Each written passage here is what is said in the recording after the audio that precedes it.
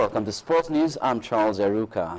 The Electoral Committee of the Nigeria Football Federation, NFF, has released the list of candidates who have been cleared to contest election into the Executive Committee of the Federation. Chairman of the Electoral Committee, Amoni Biambo, said those cleared are the proprietor of Giwa Football Club, Chris Giwa, and chairman of Go Round Football Club, Felix Obua. He explained why the likes of acting president Mike Ume, Segun Odegbami, and Taiwo Gunjobi were not cleared to contest. Chief Mike Ume, Southeast, Anambra, has applied to contest for the post of president, not cleared. Chief Taiwo Ogunjobi, Southwest, Osun State, he applied for the post of president, is not cleared. Now, why is he not cleared? The applicant, Chief Taiwo Ogunjobi, is serving a 10-year ban that has been reduced to 2 years by the Appeal Committee of the Nigerian Football Federation. Accordingly, he is disqualified and cannot participate in this election.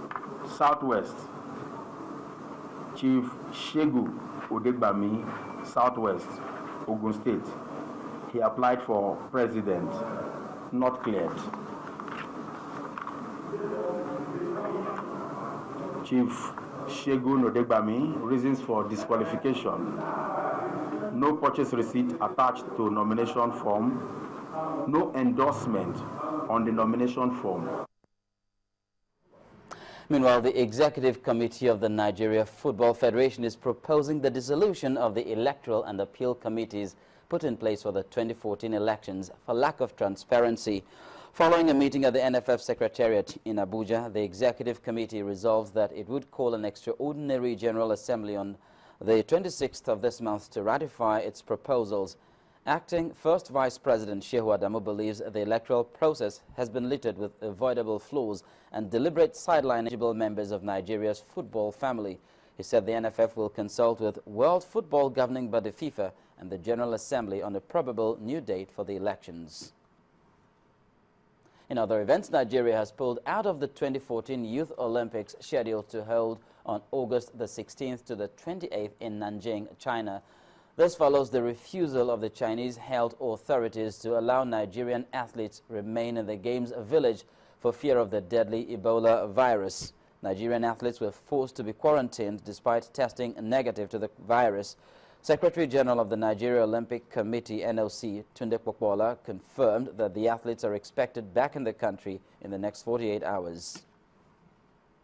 Football now. Nigeria's female under-20 side, the Falconets, have assured football fans that the team will qualify for the quarter-final of the FIFA World Cup as they prepare to face England later this evening. The Falconets are the only team in the Group C to have won a match so far, seeing off Korea Republic 2-1 in their last game. That win has left the team in a strong position, knowing that a single point will be sufficient to take them through to the next round. Even a defeat is not disastrous, provided Mexico fail to overcome Korea Republic. In club football, Borussia Dortmund scored an early psychological blow ahead of the Bundesliga season by beating bitter rivals Bayern Munich 2-0 in the German Super Cup. Bayern had beaten Dortmund in both the league and cup last season, but once Henrik Mkhitaryan put the home side ahead with his fierce drive, it was all Dortmund. Pierre-Emerick Aubameyang capped a fine performance with a winning goal in the second half, and he whipped out a Spider-Man mask in celebration.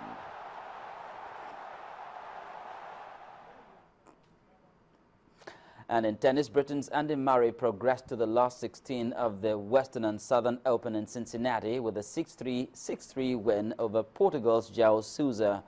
Murray broke Sousa in his opening service game and wrapped up victory in an hour and 11 minutes. The number 8 seed will face American John Isner in the next round.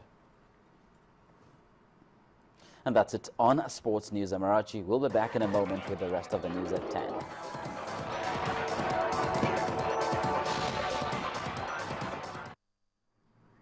African parliamentarians are meeting in Johannesburg as part of celebrations to mark the 10th year since the establishment of the Pan-African Parliament. In celebration, the realities of the state of the continent's security are not lost on the lawmakers as the debate on how to tackle the problems continue. The guest speaker, former president of Mauritius, Kasam Utim, encouraged the lawmakers to push for the implementation of agreed courses of action by the various institutions on the continent. Our correspondent in South Africa, Betty Dibia, reports. It's been 10 years of baby steps, some transformation, some good stories and some not so good. As we celebrate some of the achievements, we also want to reiterate that many of the issues facing our continent remain unresolved.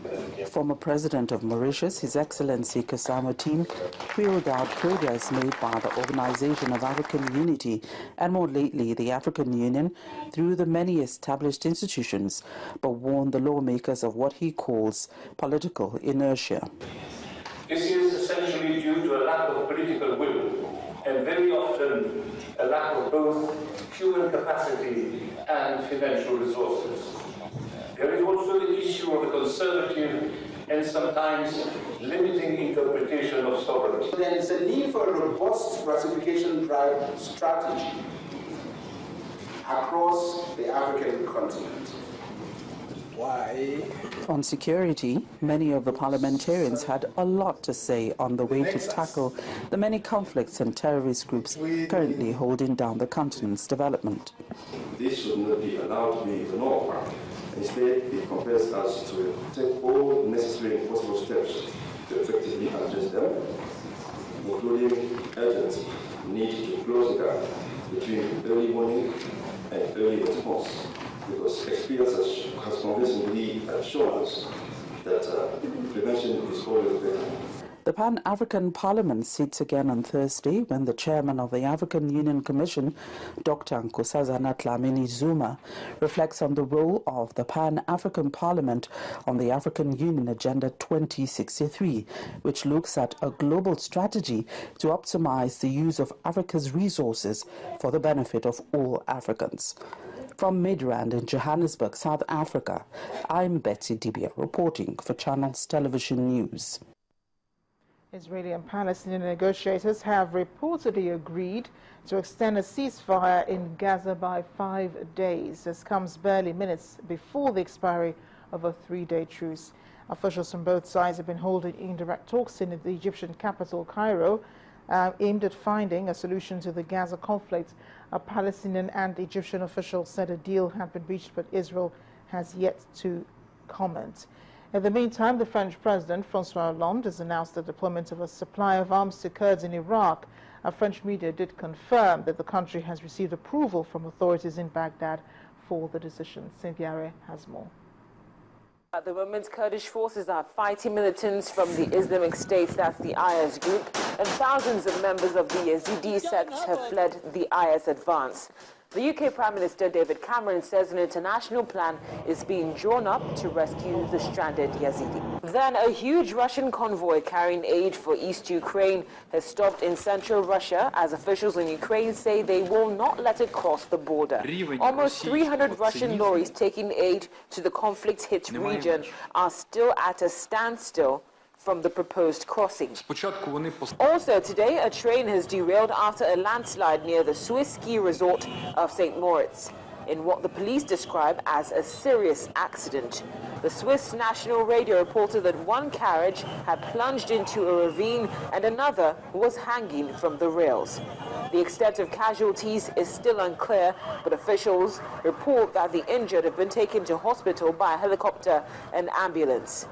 And 6 people have been killed in the Gaza Strip when an Israeli missile exploded amid attempts to dismantle it.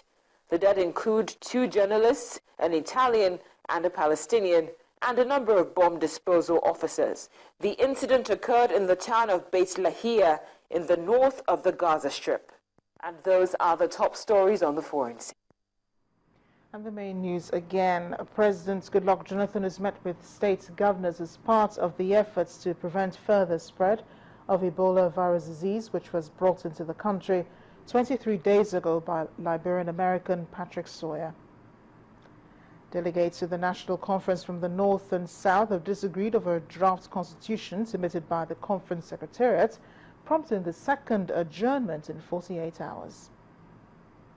And the United States and France have sent more arms to Iraq to stop further advance by jihadist militants. That's the news at 10 tonight. Thank you for watching. I am Amarachi Ubani. Focus in Africa is up next.